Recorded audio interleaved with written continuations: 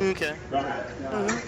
McClellan pulled out a very slim victory, and Lee's going to retreat. He would Okay. retreat anyway. He knows the Okay. danger now.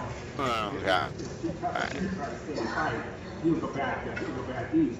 What he was trying to accomplish in the north, remember, Well, was he's he a bad wanted to guy, win a okay? battle in the north Bad guys are quickly bad. and bring Okay. England in on their side. He's hoping, and to steal ammunition and uniforms and shoes from northern factories, because these men are very short on all those things.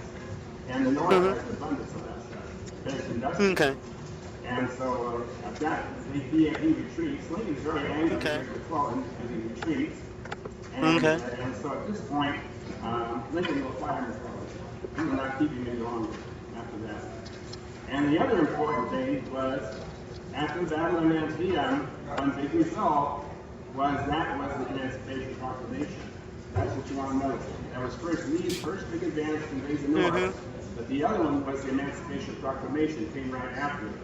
A reason why it came right after it is that Lincoln did not, he had it written much earlier. He did not Oh, he want didn't. to Okay.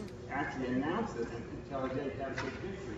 And the closest he got was this victory at Antietam. It wasn't a great victory, but he felt his victory anyway. So he went ahead and decided to announce it. The reason why he wanted to do it on a victory, he didn't want to do it on defeat. He wanted to do it on a victory, because it's not going to be accepted by everybody when it first comes out. And there's a lot of Northerners not going to be very happy about it. And so remember again, the purpose of the Emancipation Proclamation really changed the course of the war. All the way along, it's been a war to save the Union. Okay. Now all of a sudden, Okay. when you announce the Emancipation Uh-huh. Proclamation, it's now a war. Emancipation Proclamation. Okay. And Can't really say that word. important thing Okay. here, England would come into a war help the South. What was England doing? But when you're talking about a war against slavery, they're not going to. That's the end of that. Slavery's bad. Okay. On the other side anymore. Slavery's bad. Because England's already freed their slaves. They're anti-slave. Yeah, England's already freed the slaves. Way to be a party pooper, England. Lincoln thought about that. That was one of the reasons why he did that. If you remember, it declares free slaves in most areas of the Confederacy. Yeah, It does not free Okay, all Confederacy's slaves. bad, okay? Remember the Emancipation Because Confederates are dicks, okay? They're not very nice, okay?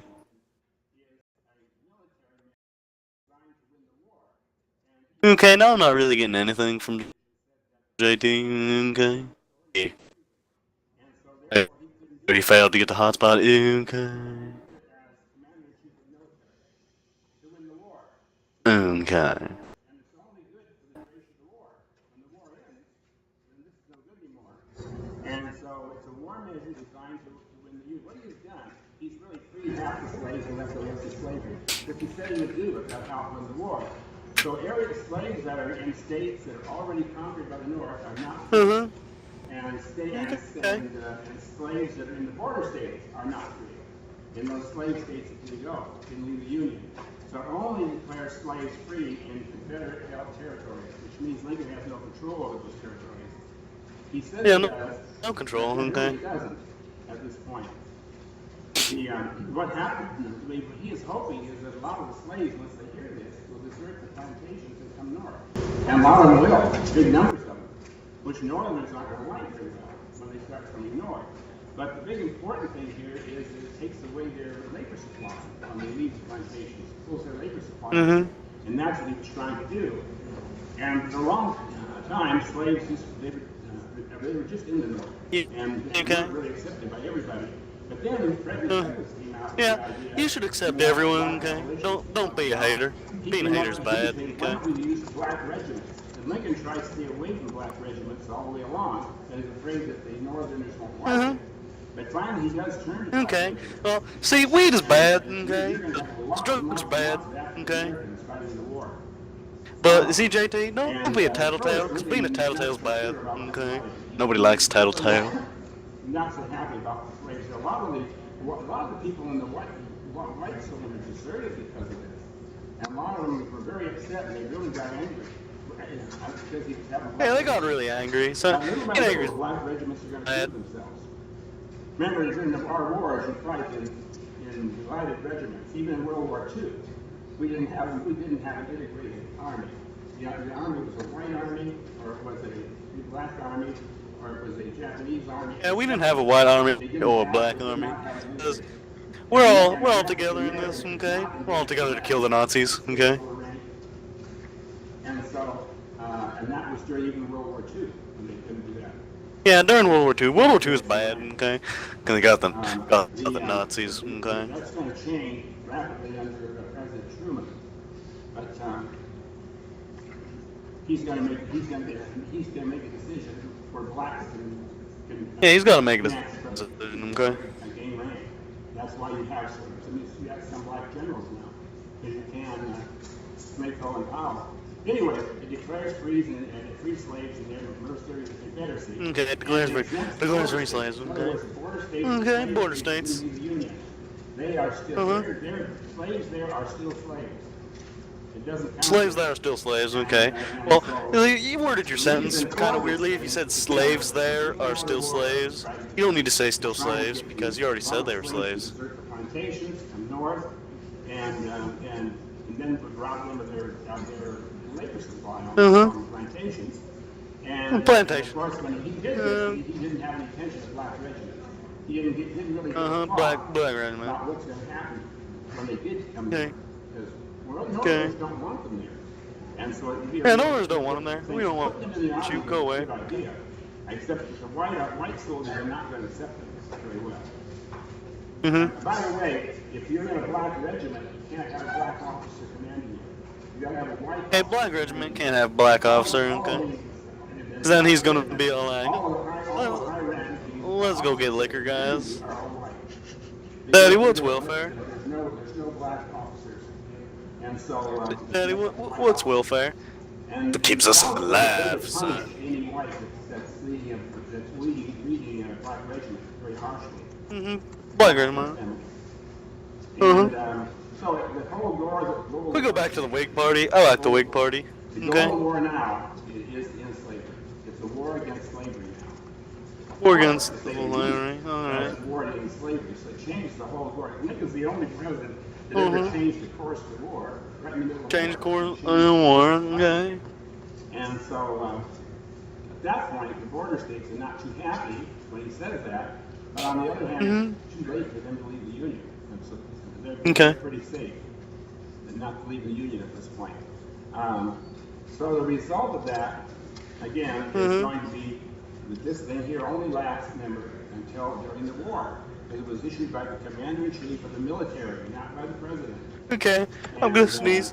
And so he really had to go for the 13th Amendment Okay. in order to free all slaves. I think I'm done sneezing now. Sneezing. And if you saw the Okay. movie Lincoln, that was the whole story, because it was the passage of the 13th Amendment. And that was a big amendment to get through. Lincoln had to force that through. He had to twist his arms. He had to congressmen by giving their friends good jobs, things like this. To get through. And so he's going to fight hard to get that through Congress, and it will go through Congress. But then it's got to be ratified by 3/4. It's got to go through Congress and then it's got to be ratified. Okay. Even the states that are in rebellion would have to ratify it because they'll be back in the Union. They got to ratify. Everybody's got to ratify. It's bad. The things they have to do is accept the 13th Amendment to get back in the Union. And, and so the amendment will go through, but it won't go through till Lincoln's been dead for a couple of years. And then, of course, Did I just hear that Lincoln's dead? When did he die? I've been under the impression that Lincoln's been alive for a very long time, okay? Don't hate on Lincoln. Hating on Lincoln's bad. He did it with the 13th Emancipation Proclamation, okay? Then I went on and talked about the year of decision. I did that last time. You remember that was the Battle of Chancellorsville? And that's the one I'm just going real fast. Battle of Jacksonville, okay? Why do you, why are we fighting for Jacksonville? Jacksonville's bad. Oh, he just divided his forces into two flanks. And then he scanned his guns in the middle. And Lee was a real strategist. The others were not. And, and the new general now, at this point, New general, okay. Hooker and Yeah, Jackson Ranchero Casino is bad, okay? Because then you're going to lose all your money. Losing your money's bad. General Hooker's been right in the middle, and okay. so perfect for Lee. General Hooker, okay. See, General Hooker was a bad general, okay? Because General Hooker was a hooker, okay? Kept the morale up of the men, but didn't know a thing about command. Just knew about how to be a hooker. Half of the flank, and Lee takes one flank of his army, Stonewall Jackson took the other one, And Stonewall Jackson. Oh, I heard Jackson again. And so Jackson. he I don't lost know it. about Jackson. And they say at this point, I don't think he likes Jews very much because he got rid of the bank. After the loss of Stonewall Jackson. Some think that's one of the reasons why he kind of let down his writing. Although it's going to pick up again towards the end of the war. Wrong, Jackson. Well, Lee's now going to push right on Stonewall north. Jackson has a funny Push name north. because And he's gonna go as far north maybe he as was a the little baby, and then he got his hit, and then he hit his head on a wall, and then his parents were like, "That is Stonewall Jackson." Going north. And so he's going all the way to the Battle of Gettysburg. Oh, Southern Army Raider with Ray. Gettysburg? I will now begin narrate for Misaka. Now it's stealing supplies. That's one of the reasons why he's here. And also to take the pressure off the South. Oh, take pressure off of that. Oh, pressure. So he advances north at this time, after Chancellorsville. Mainly. Oh, good job for getting a WZ-131. Not going to discredit Lincoln. Oh, we found out that the crew of the E-75's name is Snapper, Cracker, and Pop, because that's the sound the engine makes when it gets hit. They're really hooking badly the soldiers are. And looking for shoes primarily. And so George Gordon Meade is the new general Lincoln picks up here. And Lee starts to advance north. Okay. His scouting detachment I'm back, finds okay. a shoe factory here at Gettysburg. And Meade's scouts see him moving towards Gettysburg, so they move in. So the two armies they move in. Gettysburg right there. Two armies came It's together. going to be a 3-day battle. It's a very bloody one. And later on, we're going to get one battle that's going to last 10 months.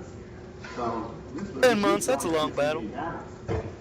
He meets him at Gettysburg. And Meets him at what Gettysburg. happens, My great-great-uncle fought at Gettysburg, okay? He killed some Confederates, okay? I'll give you the figures.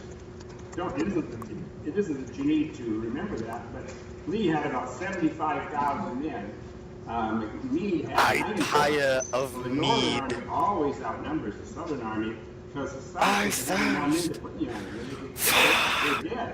When in the North, when a lot of men get wiped out in battle, they just feed more in. Okay. They got plenty of people feed in. So more and more just go into the mincing machine. So more and more. Lee is greatly outnumbered, and he puts up a big fight. Really outnumbered. at Gettysburg. And what happens is there's high places and there's low places around Gettysburg. High places and low places, okay. The battle kind of The guy behind JT is in a high place, I would say, right now. Little Round Top, and some other places down low in the valley by they call Slot. Does that mean he was smoking Gettysburg ganja? And also, there's also Cemetery Ridge here. And Okay, Cemetery Ridge. It's a ridge where there's a cemetery. On top of the ridge, shooting down at Southerners. And on the third Okay, shooting down at Southerners. Pickett's charge took place. General Pickett was one of Lee's military men, and he made General Pickett like the fence. Lee planned this or not. The General Pickett announced that since the Northern Army, the Southern Army directly against the Northern Army. It's bad for when people steal bikes, And they okay? charged the ridge, the North was kept in peace. I hate it when a man, So it was you one know, of the- we didn't think of that was African American the descent news. steals my two-wheeled mode of transportation that requires mechanical energy put in by my legs. Okay. That's one thing that's very strange about Lee, but that Lee let that happen. Anyway, at that point, Lee will just start to gather up his wounded, put him in At that point, Lee does some things he might regret later on. horses rest, and then he's going to start his long retreat towards the south. Long Towards retreat. the south, Okay. well, these wagons are screaming like mad because they're wounds, and there's nothing to kill the pain. There's nothing to kill the pain. They say you could hear the screaming. of the Nothing to soldiers kill the all pain. along as they were retreating, and so anyway, at that point, the result of that is that Lincoln's angry. This guy needs to work on his lecturing skills. He says a The lot. reason why he is this. He tells General Meade, you stopped after the battle, you let your men rest, took care of the horses, gathered up the wounded, and let Lee retreat. He said, if you had kept after that wagon train as it kept retreating and wiped them out, it could have ended the war. And you didn't do it. Okay. So Lincoln says, you're fired. So he fires General Meade, just gets rid of him. right after that. Okay, he fired him. General Meade's only there for Gettysburg. And that's this. General Meade's only there for Again, this is the Gettysburg. He got farthest fired. north that Lee ever got is in Pennsylvania. That's Northern Territory. Pennsylvania #1. Okay. And this was the place where they were going to do the Gettysburg Address. They decided that so many men died here, they were going to dedicate a cemetery here for the men that had died. And Lincoln's popularity dropped down at this point because of the war. Lincoln's popularity dropped down. How would you know? Were you there? Okay, I was there. People don't like it. Lincoln was pretty popular. There's some people north like to see the war come to an end. And that would mean let the South go. And so, anyway, they decided this time that they're dedicating the cemetery.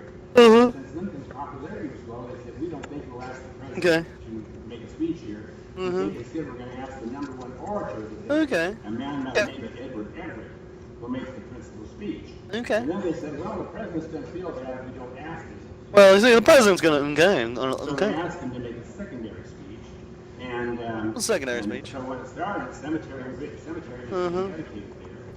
And Lincoln was I didn't quite hear what the cemetery was being. What was it being, JT? The second speech after the main speech.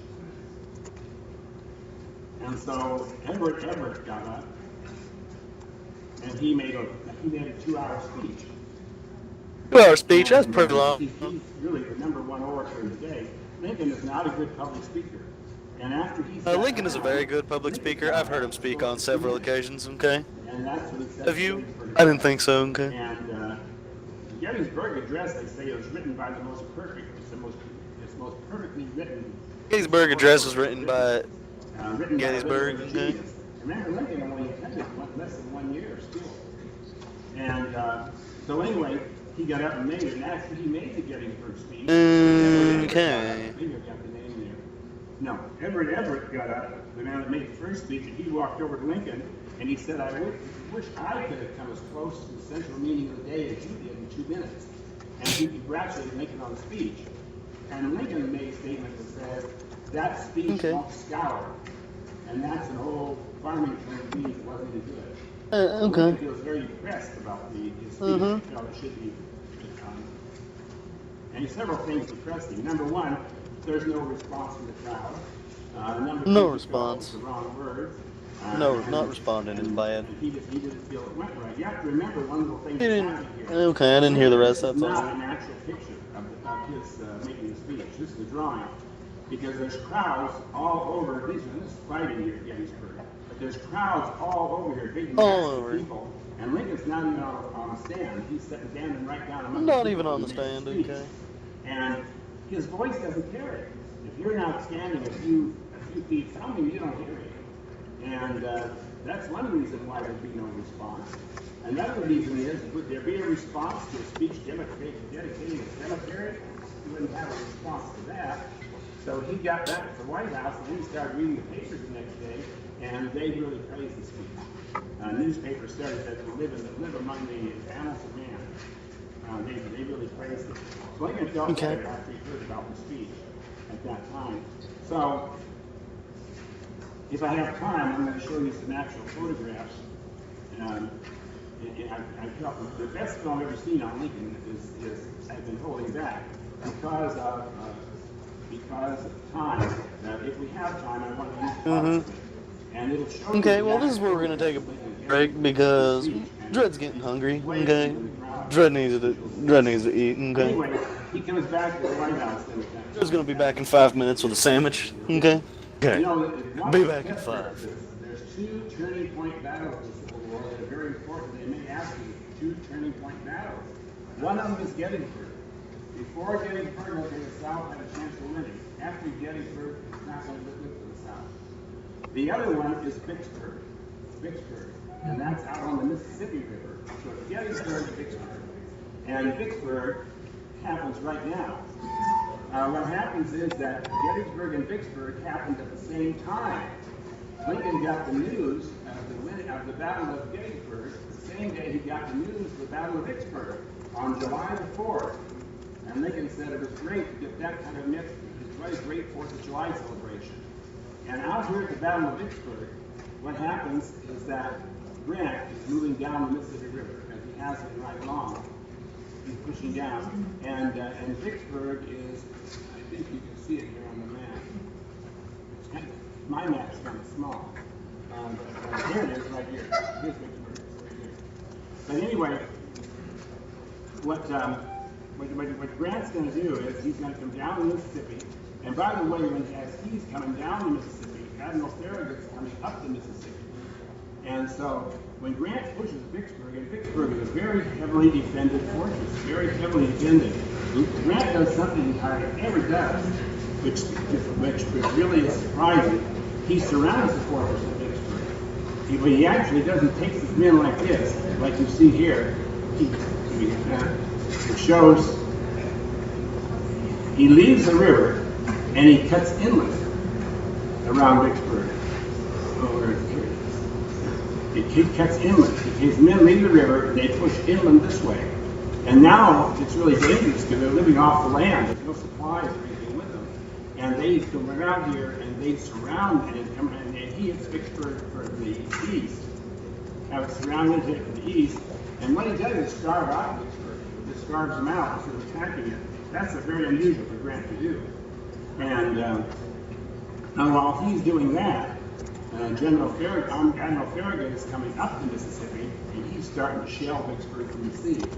So it's a joint attack by Grant and Admiral Farragut here at Vicksburg. Vicksburg is surrounded. They're going to capture lots and lots, thousands and thousands of people here at Vicksburg. Thousands of people were captured. Men were captured. They came out starving to get them because they'd actually been used to reduced to eating rats and so forth. And they were thin and frail, and they here thousands of them. And that creates a real problem for him because when you capture prisoners like that, there's one thing you got to do. You've got to guard them. Or you got to shoot them, because what happens is you can't really send them back to prison camps. It ties up your rail line. You can't do that. And so, you're either going to have to shoot them, or you're going to have to. You don't want to have the men to guard them. So Grant has to decide what he's going to do there with all those prisoners.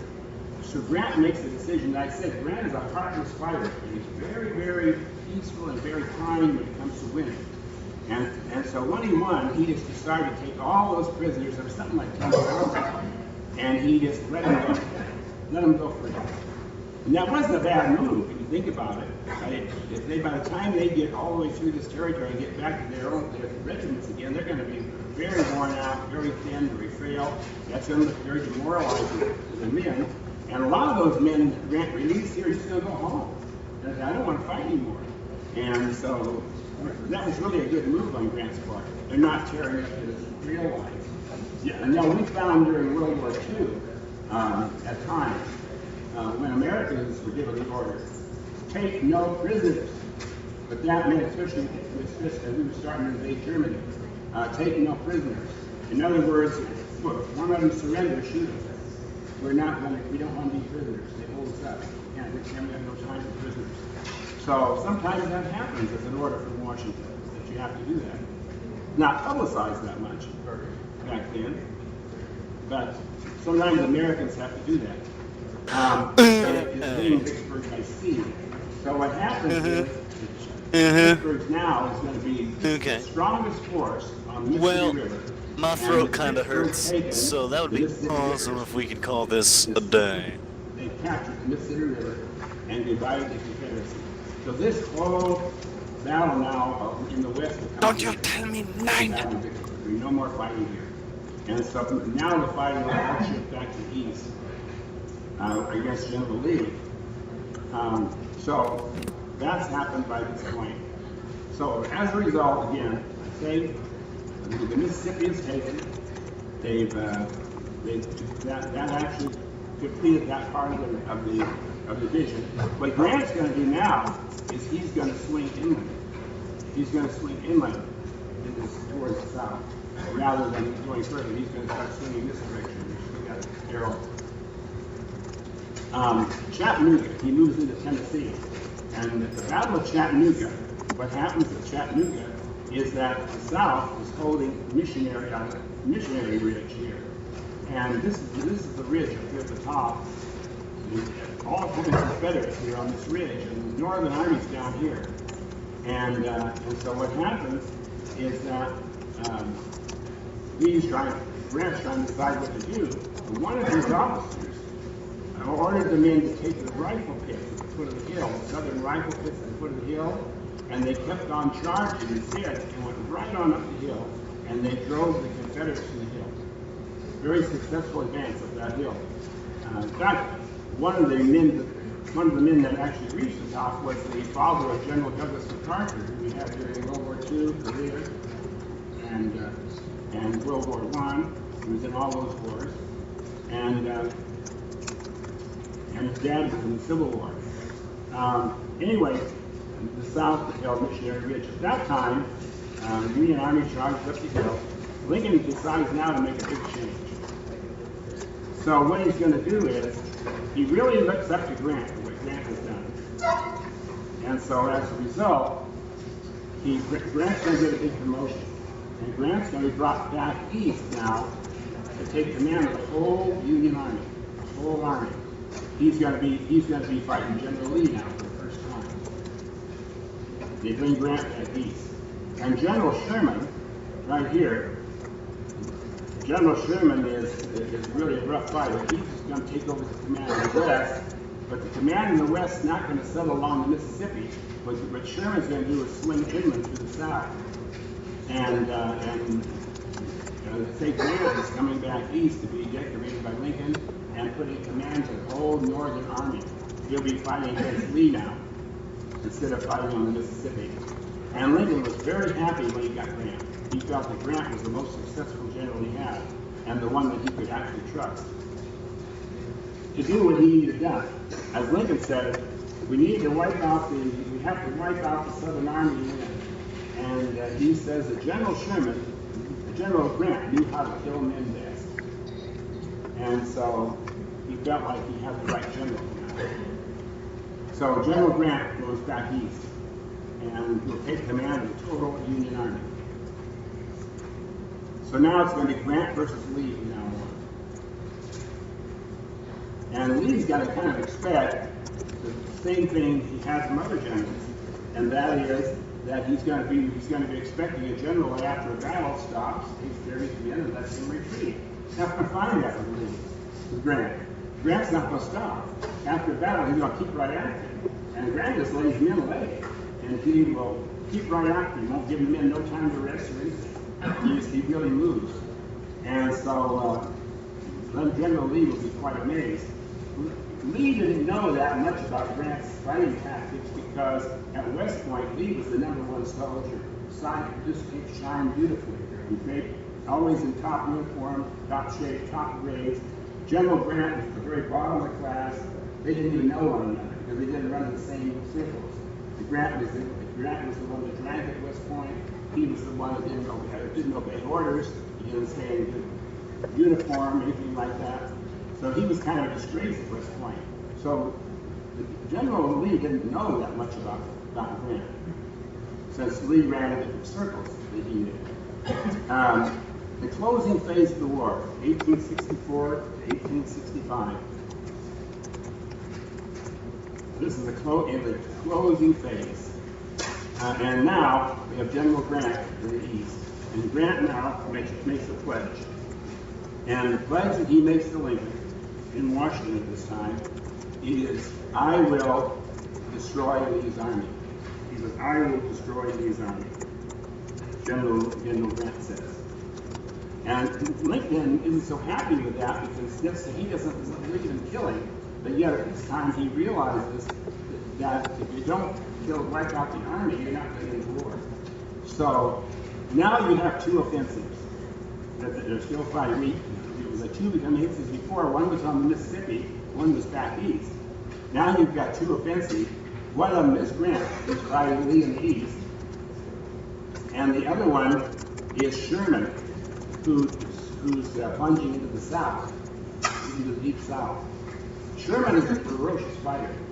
When he was criticized after the war for his killing tactics, War told the military, Sherman at that time made one statement to the officials back in Washington. He all he said was 3 words: "War is hell." He said. That's all he said. And Sherman is a really tough fighter. That's very tough against. He's very bloodthirsty. Grant moves towards Richmond now, moving down towards Richmond, Virginia, the capital of Richmond. And what's happening here shows it. What's happening is Lee is retreating down through here. And what happens is Grant will do battle with Lee, and then all of a sudden Lee will retreat, and Grant in-runs him. They have a new battle. And then he'll retreat, and Grant will in-run him. And then he'll retreat, and Grant will in-run him. And the war never stops. It just keeps on from here on. Grant keeps right after him. And so Sherman moves on to Atlanta. Moves down towards Atlanta, Georgia now. He's moving clear down. Here's where Sherman's coming. Grant's up here. Sherman's coming down through here into the deep south, heading towards Richmond. And by the way, in the South, they despise the name Sherman. The name Sherman is hated in the South today. But when Sherman came through, his men tore into plantations, they robbed, they stole, they pillaged, they ruined crops. They just went and ran loose and just caused widespread destruction wherever they went. Wait, that was Sherman's men? Okay. Yeah, widespread destruction. I'll show you in a minute. The Battle of the Wilderness is Grant versus Lee in the last 12-year phase of the war. Grant versus Lee.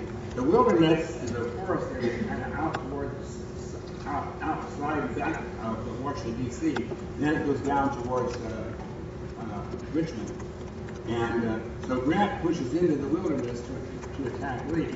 And Grant, as usual, has a large, many more men, almost double the amount of men that Lee has.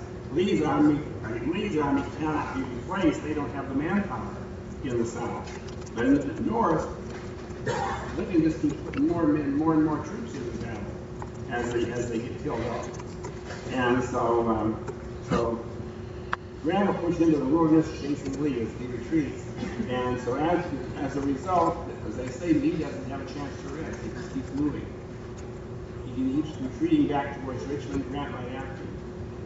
The Battle of Spotsylvania is one of the first places they stop. Here, this time, Lee intercepted Grant at Spotsylvania. And the battle between the two of them lasted 5 days. It's a very, very bloody struggle here. And of hand-to-hand combat. And then they're going to move, fighting to stop, and Lee will move on south. And then, this time, Lee stops Grant. But there'll be 5 bloody days of fighting, and then Lee then will keep on retreating. There's no reason to invade the north now. He knows he can't do it. And then you come to Cold Harbor. We call Cold Harbor the Cold Harbor Slaughter. This was in 1854. Grant got down near Cold Harbor, and Grant felt that the Southern Army is weak by this time. And he felt like, if I sent my men in direct front of assault directly after him, we could cut them to pieces. And that's what he orders. And here at this place, the South isn't quite as weak as he thought it was. And they start cutting his men to pieces. So you find that here at Cold Harbor, this is the death toll. Grant lost 55,000 men at Cold Harbor. Lee lost 31,000. Lee lost 31,000. Grant lost 55,000. By this time, Lincoln's popularity is going down because of the death rate in the war. People are being very unhappy by that. And so Lee then bypasses Grant and heads on down towards Richmond from here. When you get to Cold Harbor, you're only a few miles outside of Richmond, so it's not very hard. So Grant attacked Lee, and the result, of course, was very bloody.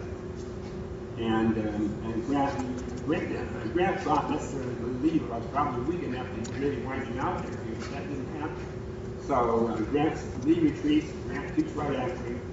And what will happen from here is Lee's going to retreat into Richmond, the capital of Richmond. And Grant's right after him.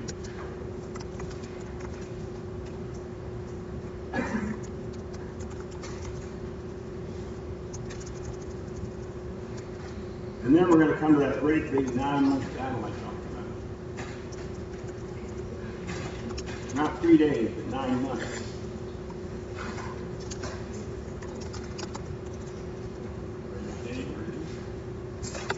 The Battle of Petersburg. This is sometimes called the Battle of the Crater. What happens is that Richmond is up here. Here's Richmond, Virginia. And Lee has pulled into Richmond. That's the capital. Grant has gone below Richmond, and he comes down here and attacks Petersburg. Petersburg is the center of their communications, the center of what rails they did have, the center of their rail center. And so he attacks here, and then he feels he'll move on up to Richmond. So he's hitting them from the south, is what he's doing. The Battle of Petersburg is called the Battle of the Crater, because it's got a great big crater there. And the battle took place for 9 months, went on for 9 months here at Petersburg, and it's going to get down to hand-to-hand combat with nothing but bayonets and so forth, swords. And it's going to go on for a long time. Lots and lots of men were killed. In fact, Mary Lincoln, even in the White House, Mary Lincoln referred to Grant as a butcher, she said. And so it's a rail center, that's one of the reasons. And it also is their communication center. So this is a 9-month siege. It's going to keep going on and on and on and on for 9 months. And Lee's going to be up in Richmond. Grant's plan is to move on to Richmond once he captures Petersburg. But it's going to be a long, hard fight for Petersburg. It's not going to go very easily. This is a 9-month-long battle. By the way, Lincoln's coming up for re-election now. He's the first wartime election we've had in history, and his popularity is sunk pretty low because of the war. People are getting tired of the war. It's been going on 4 years, and they're very tired of it. The death rate is so horrible. But you see an actual picture of Lincoln. You know, when Lincoln was assassinated, he was only 55 years old.